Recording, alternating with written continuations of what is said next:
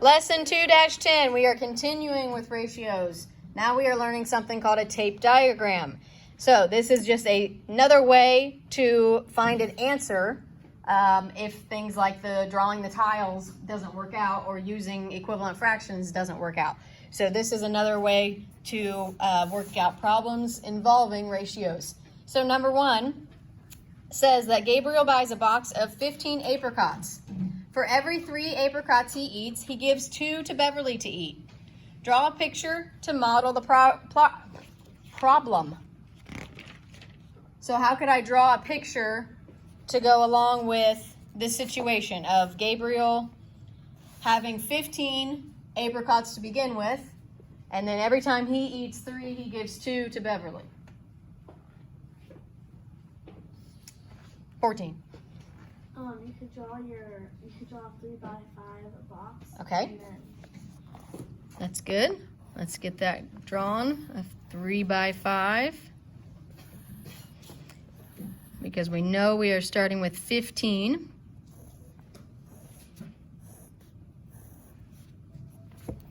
Okay, now what do I do with those?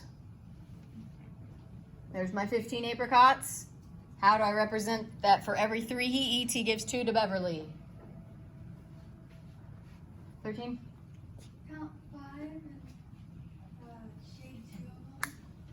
Okay, and those shaded would represent what then? They would represent the 2 Beverly. Right.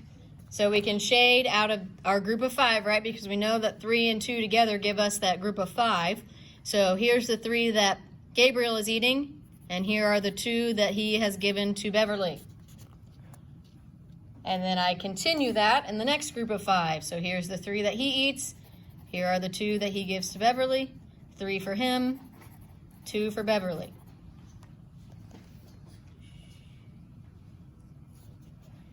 Now letter B wants us to write a ratio to show the number of apricots that Beverly eats to the number that Gabriel eats. So we are comparing Beverly to Gabriel.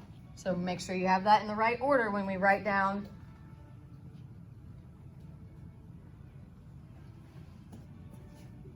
$17. 6 to 9. Beverly has 6 shaded. Gabriel has 9 unshaded. Actually, wait. They want us to do the original ratio, not the ratio out of the 15. Let me fix that. So if we look back to our problem, you are correct that out of the 15, Beverly got 6 and Gabriel got 9. They want us to look at the original ratio. What are we starting with on that? 9? 2 to 3. There you go. So the original ratio that we're starting with in the first in each group would be 2 to 3.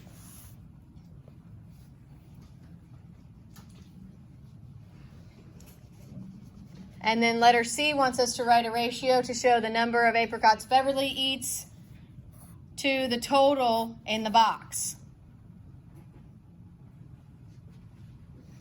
12?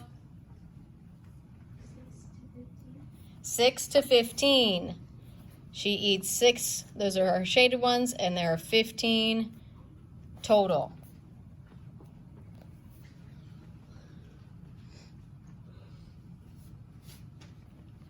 Good. Now we're going to work on the tape diagram to organize the information we just did. So it says to examine the tape diagrams for Gabriel and Beverly. Fill in the missing numbers. Gabriel shares the apricots in a ratio of 3 for himself and 2 for Beverly. So when we build a tape diagram, the boxes that we build are from the original ratio. So if you look here, Beverly gets 2, so she has 2 boxes. Gabriel gets 3, so he has 3 boxes, or 3 squares. Okay? Then we know that in each of those boxes, since he's only getting 3, that each of those boxes, he only has 1 apricot showing. So what would I fill in for Beverly's? 11? Yes, it would. We have 2 boxes, and we know she's getting 2 every time, so each of those boxes would get a 1.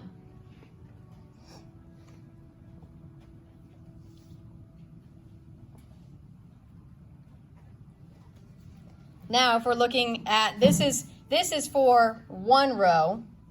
Now we're looking at for the 15 total. So if we know that in each of our rows, Gabriel is getting 3, so what needs to go in each of Gabriel's boxes? Kelsey? Oh. See, I'm going to have to get used to that. 3. Yes, so the other 2 boxes also need 3s. Then, when we do a tape diagram, whatever goes in one box goes in every single box. Okay?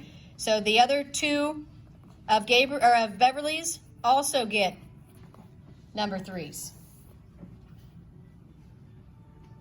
Then if we look at Gabriel's line, what would go on our total there?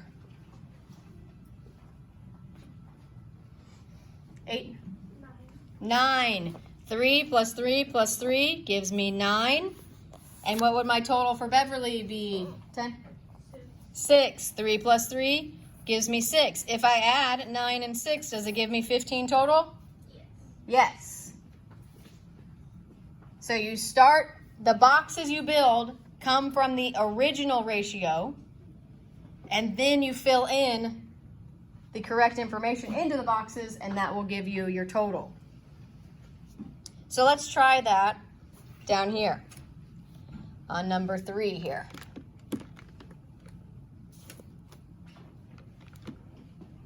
Can you guys see okay back there, or do we need to turn lights off? You guys can see okay? Okay, let me know if you want to turn the lights off, because we have 2 lamps we can turn on. Okay, number 3. Gabriel buys a large box of apricots. He shares them with Beverly using the same ratio as in problem 1. So what was our ratio from problem 1? For Beverly to Gabriel? 7? 2 to 3. So I'm just going to write that over to the side so I don't forget that. So the same ratio is 2 to 3. Now, if Beverly gets 12 apricots, how many does Gabriel get? So if you look at our boxes, they've already drawn our boxes for us. And since our original ratio was 2 to 3, they kept the 2 boxes to the 3 boxes. Now, we know that Beverly gets 12. So what number is going to go in those boxes? 11? 6. Because I know that 6 plus 6 would give me that 12. Now, if I put 6s in Beverly's boxes, what do I need to put in Gabriel's boxes? 2? 6. Yes, we put 6s everywhere then.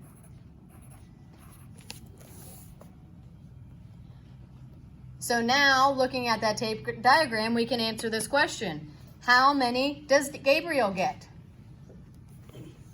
9? 18. We have 3 6s, and 3 times 6 gives me 18. So he gets 18 apricots.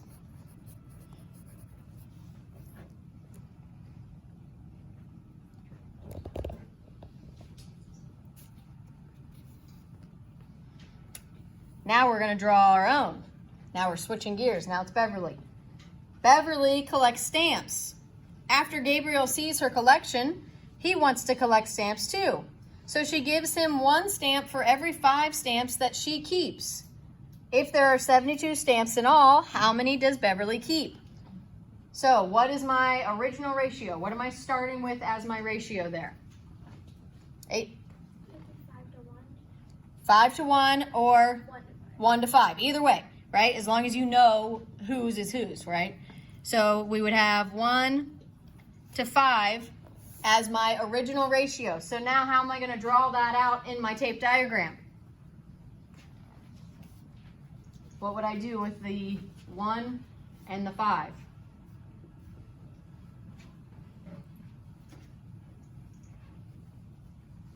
$14?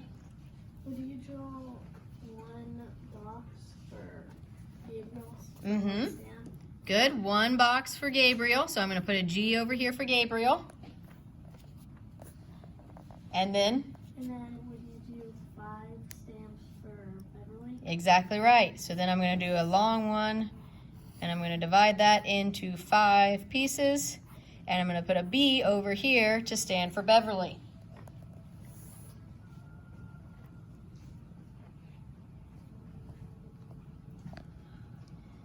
Now here's where it gets a little trickier, because we don't know how many Beverly's going to end up with or how many Gabriel's going to end up with. We're trying to figure that out. We know that in her entire collection, she has 72. So what we're going to do is you're going to draw your little squiggly bracket guy. And we're going to put a 72 in all over here, so that we know that in all of those boxes, there needs to be 72 stamps in those boxes. So what operation does that make you think of? If we know we have 72 stamps and we have this many boxes, and we're trying to figure out what's going to go in those boxes. 13? Division. We're thinking of dividing that 72 into those boxes, right?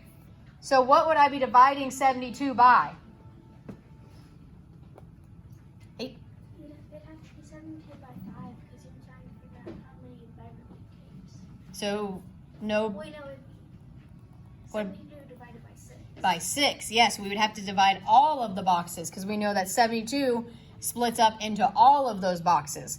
So we would be doing 72 divided by 6. And I'm going to put boxes underneath that. So it's 72 in all divided into the 6 boxes.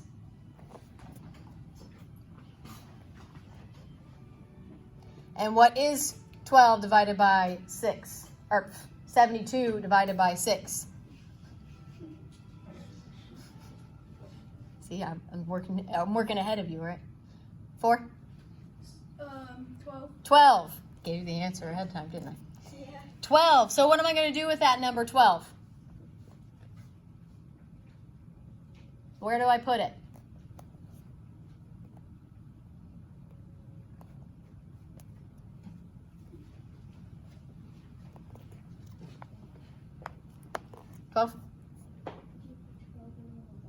Yes, I would put a 12 in every single box because I'm dividing it into those 6 boxes.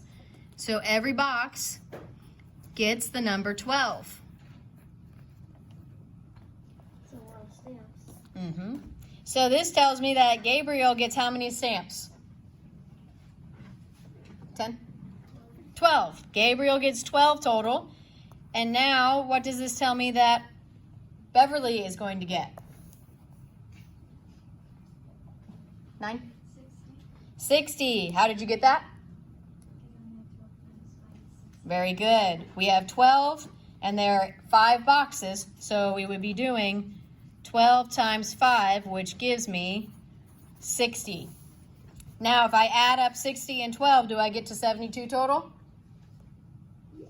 Yep. So I know that I'm correct, and then I can write down my answer over here. How many does Beverly get to keep? 17? 60. Very good. 60 stamps.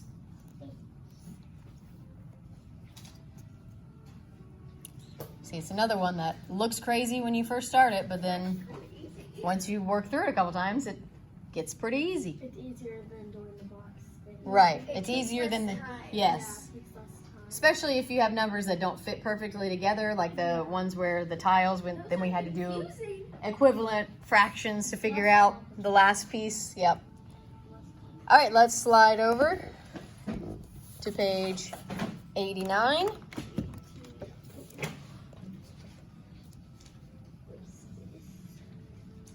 And it says we're using tape diagrams with aspect ratios. So at the top it says, if you've ever watched old movies, you may see this message. This film has been modified from its original version. It has been formatted to fit your screen. So back before we had all the high def stuff, it was filmed in what they called a 4:3 ratio. The 4:3 ratio for the screen itself. So like if you watch an old movie on a new TV, they will either reformat the movie to fit onto your bigger screen or the ratio of your screen, or you will only have part of your screen and you'll have black on the sides of it. That bothers me so much. So if you're watching a show like that, then you know that it's an older show that was filmed before they changed the ratio of the actual filming, okay?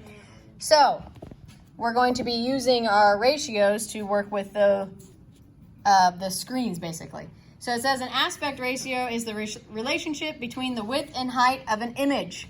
In 1889, the standard aspect ratio for film was 4:3. Old television sets also had an aspect ratio of 4:3. In the 1950s, Hollywood wanted people to go to movie theaters, so they changed the size of the movies to make them more appealing than television. Widescreen films have an aspect ratio of 16:9. Today's high-definition televisions also have an aspect ratio of 16:9. Draw a tape diagram to figure out the other dimension for each television described below. For problems 1 through 3, the aspect ratio is 4:3. So that's our ratio we're working with, is 4:3. So number 1 says that the height is 18 inches. So I need to figure out the width. So what is my original ratio? What am I starting with? 4:3. So I need one row with 4 boxes and one row with 3 boxes. Now, which boxes are which? We know it says that the original, if we look back up here, that the original film was set at 4:3. So if we look at this TV over here, what is the 4 and what is the 3?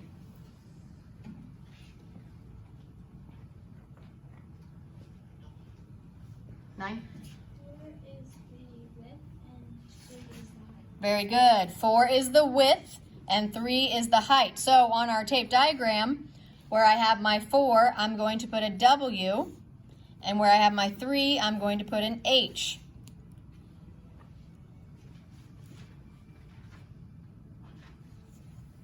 Now, what would I do with my 18 inches if the height is 18 inches?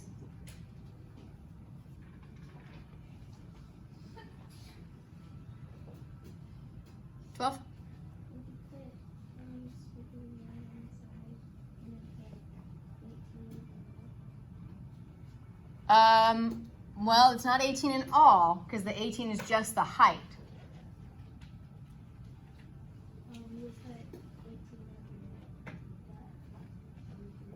Yes, I would put 18 under my height row of boxes. So I would do my little squiggly bracket guy. Yes, it is. It takes practice. Yeah, I can do it. You do it a lot. It's kind of like an S and then a backwards S. So like if you're doing it this way, you could, or it's actually a backwards S and then a forwards S. Yeah, it's all right. As long as I can tell that it's what it's meant to be. Mine's triangle at this point in time. It's okay. So we would say, okay, so the height is 18. So we know that in these 3 boxes, there are 18 inches. So what does that tell me is going to go in each of those boxes? 11? 6, because 18 divided by 3 gives me 6 in each box. And if I put 6 in each of those boxes, 11 or 13? Yes, I also need to put 6s in those boxes. Now, can I figure out the width? Yes. Yes, I can. What can I do? How do I figure out what my total of my width would be then? 10? And how did you get that? Not divided by. Times, yes. 6, we have 4 boxes with 6s in it, so it would be 6 times 4, which would give me a total of 24. 24 what? Anyone? Inches. Or I-N period, yes.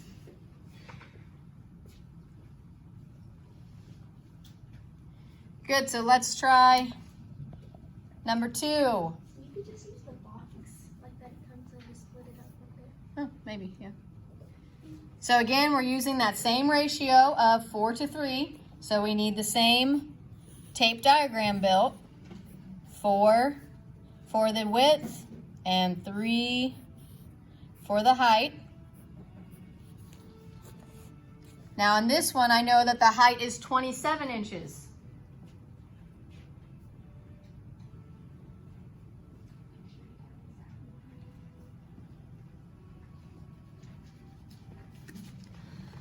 What do I do with that 27 inches now?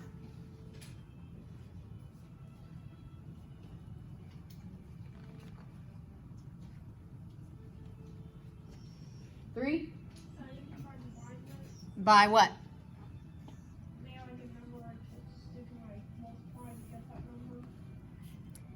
So where would I put my 27 if it's the height? Is it going to go with the 4 boxes or the 3 boxes? The 3 boxes, right? So that's my total of my height is 27. So now what would I put in each of those boxes for the height then? Put 9. And how do you know that? Because like 9 times 3 would go to 27. Very good. 9 times 3 gives me 27, or 27 divided by 3 gives me 9. So now what do I do in my width boxes? 2.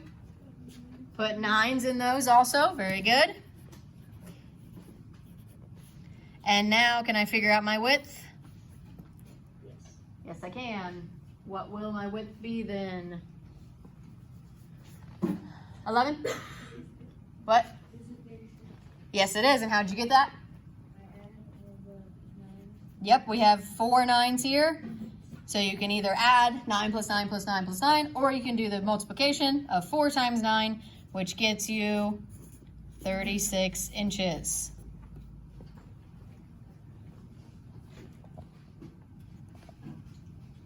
And last one, we're still using the same ratio of 4 to 3 that we have up here. So we need the same tape diagram.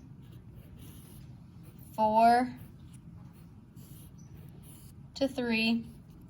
4 is the width, 3 is the height. And now this time I know the width. So where would I put that on my tape diagram this time? 17? Yes, I would put it with my width part of the tape diagram, which is the 4 boxes. So I know that the width is 16. So how would I figure out what goes in those boxes? 15? Yep, and I know it's 16. So I need to divide 16 by the boxes, right? So what would I get if I do that? 8? You get 4. I get 4. 16 divided by 4 gives me 4. And then what do I do with the height boxes? 17? Yep, I put the 4s in the height box as well. And then I can find the total for the height. 14? 4 times 3 is 12. Very good. We have 4 in 3 boxes. So that gives me 12 inches. This is a lot. That's kind of easy. This is actually kind of easy. I like doing it with the same ratio. Yeah, It's yeah. easier to understand it.